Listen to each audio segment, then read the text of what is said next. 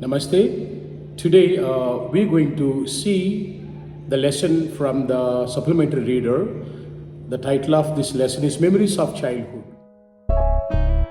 In fact, this is an anthology. An anthology is basically a collection of similar kinds of stories or songs put together into an album or into a book. So this is an anthology. The separate titles of these two lessons are like Cutting Off My Long Hair and We Too Are Human Beings.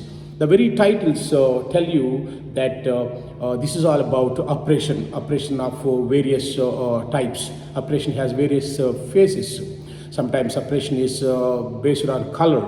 Sometimes oppression is based on gender. Oppression is sometimes based on caste, sometimes religion. You can see lots of oppression going on around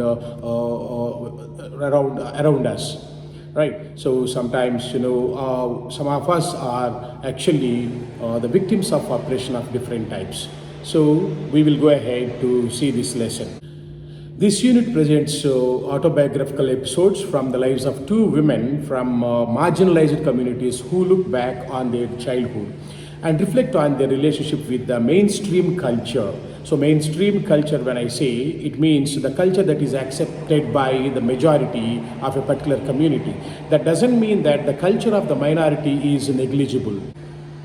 So this particular anthology introduces two remarkable women from marginalized communities. Gertrude Simmons, born in an American Indian woman born in the late 19th century, and Bama, a contemporary Tamil Dalit writer. Both women have faced significant challenges and discrimination in their lives, but have used their talents and writings to voice their experiences and fight against oppression. Gertrude Simons Bonin, who adopted the pen name Zit Kalasa, was an extraordinarily talented and educated Native American woman. Born in 1876, she lived during a time of severe prejudice against Native American culture and especially women. Despite these obstacles, she became a writer and started publishing articles in 1900 criticizing the native Indian schools that were started by the European settlers. And she also challenged the prevailing dogmas. Her life and works were dedicated to fighting against the evils of oppression and advocating for the rights of Native Americans. Bama, on the other hand, is a contemporary Tamil Dalit writer. I am lucky to see her in person and talk to her in person. And she is from a Roman Catholic family. She is known for her significant contributions to literature with works like Karukku, Sangati, and Kisumbukaran. Karukku, her autobiography, published in 1992, reflects on her childhood and upbringing as a Dalit woman. See, within Dalits also, the troubles of a woman are, much worse. And you should know the meaning of the word Dalit also. The title Karukku refers to palmyra leaves, thal trees, palmyra tree, okay, and they have long leaves with long stems, and the stems have saw type sharp edges, and it has serrated edges on both sides, resembling double-edged sword. In a felicitous pun, the Tamil word karukku containing the word karu, which also means embryo or seed, signifies freshness and newness, likely symbolizing her own journey of empowerment and self-discovery. Both women have used their writing to reflect on their childhood experiences and the challenges they faced due to their marginalized identities. Their autobiographical episodes shed light on their relationship with the mainstream culture and serve as powerful narratives against oppression and prejudice. The life stories and writings of Gertrude Simmons and Bama are undoubtedly significant and offer valuable insights into the experience of marginalized communities and their struggles for equality and social justice. So let's get into the lesson. So the short story, The Cutting of My Long Hair by Zit Kalasa, highlights various themes related to cultural oppression, the impact of institutional practices, the significance of long hair in Native American culture, and the painful experience of a girl child being separated from her mother in the name of education. Let's talk about cultural oppression. The story portrays the cultural oppression faced by Native American children in boarding schools, particularly the Carlisle Indian School, where they were forced to abandon their traditional ways of life and adopt the customs and practices of the dominant white culture. The protagonist, a young Native American girl, feels lost and overwhelmed in this new environment, surrounded by strange customs and a language she doesn't understand at all. And this short story also talks about the meaningless methodical eating habits. The strict and formula-like approach to eating, with the students following bells and instructions mechanically, shows how the boarding school aimed to assimilate the children into the standardized and controlled way of life, erasing their individuality and cultural practices. This story also talks about the importance of long hair for a Native American woman. In Native American culture, long hair holds significant cultural and personal value. It represents strength, identity, and is seen as a connection to one's ancestors. The act of cutting the protagonist's long hair is deeply traumatic. It is considered an act of submission and shame, reminiscent of captured or mourning warriors. And the story also gives you the theme of pain of separation from mother in the name of education. The story also touches the heart-wrenching experience of a young girl being forcibly taken away from her mother to attend the boarding school. This separation causes immense pain and longing for her mother's comfort and understanding. The protagonist yearns for the warmth and care she received from her mother, but in boarding school she is treated like an animal and faces indifference and cruelty.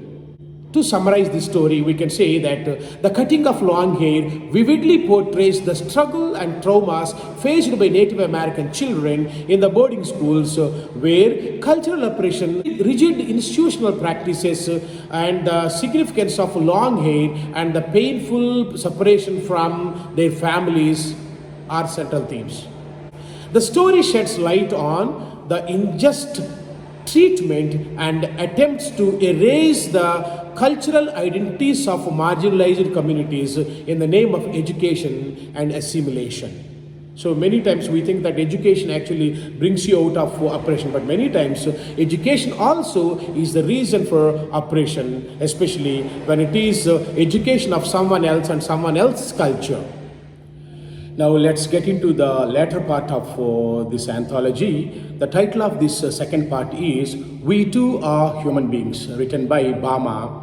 It highlights several important themes related to discrimination faced by Dalits, people that are discriminated in the name of caste in Indian society. And this also talks about beauty of childhood memories, and it talks about significance of education in overcoming the discrimination and the shamelessness of untouchability. So let's explore each of these themes one by one. Discrimination and untouchability is one of the important themes. The passage vividly portrays the prevalent discrimination against Dalits in Indian society. The protagonist, a young Dalit girl, observes and experiences how people from higher caste treat her community with disrespect and impose untouchability norms on them. The incident of the elder carrying the food parcel by its string, the questioning of her brother about their caste, and the belief that touching Dalits would pollute them all point to the deeply ingrained caste-based discrimination. And the other theme is beautiful childhood memories. Even after being a discriminated child, a child can have beautiful experiences because childhood itself is beauty. Childhood itself means experiencing all the beauty of our life. So once we grow up, that beauty is gone and we all become practical. So even being a Dalit girl, the child experiences lots of beautiful things around. Despite the discrimination faced by the protagonist, the passage also presents glimpses of her joyful and observant childhood. The detailed description of various sites and activities in the bazaar showcase the innocent curiosity and wonderment of a child exploring her surroundings. The passage highlights the little joys and entertainment the young girl finds in her everyday life, even amidst challenging circumstances. The next theme is the importance of education to overcome this discrimination. The protagonist's elder brother emphasizes the significance of education as a means to break free from the indignities and discrimination faced by Dalits. He encourages her to study diligently, believing that education can empower her and change the way others perceive and treat her. Education is presented as a path to dignity, respect, and a way to challenge the oppressive caste system. Shamelessness of untouchability also is a part of this particular short story. The passage exposes the absurdity and shamelessness of untouchability practice. The incident of the elder carrying the food parcel without touching it directly and the questions about caste reveal the irrational beliefs held by some individuals about caste purity. The protagonist's frustration and anger at such behavior demonstrate how untouchability perpetuates a sense of inferiority and humiliation among Dalits.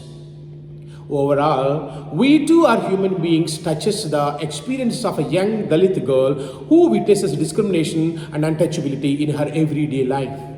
Despite the challenges, she finds joy in her childhood memories and is inspired by her brother to seek education as a means to rise above discrimination. The passage serves as a poignant reflection on the societal struggles faced by Dalits and the potential transformative power of education to bring about positive change. In the two stories provided here, the role of education differs significantly, portraying it as a means of oppression in one case and the means of liberation in the other. Education as a means of oppression, let's talk about it from the lesson The Cutting of My Long Hair by Zit Kalasa. In The Cutting of My Long Hair, the protagonist, a young Native American girl, is sent to the white boarding school, where she experiences education as a tool of oppression. The boarding school aims to assimilate Native American children into mainstream white culture, eradicating their cultural identity and traditions. The school enforces strict rules and practices, forcing the students to abandon their native language, clothing, and customs. The protagonist's long hair, a symbol of her cultural heritage, is forcibly cut, making the loss of her identity and heritage.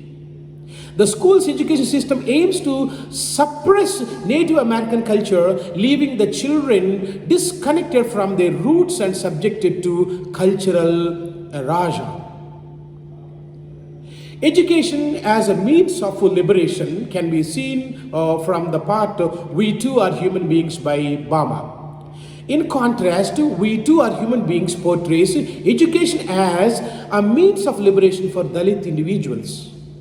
The protagonist's elder brother encourages her to study diligently, believing that education can empower her and change the oppressive caste system. Education becomes a path to dignity, self-respect, and social mobility. By excelling in her studies, the protagonist gains the respect of others and forms friendship beyond confines of her marginalized community.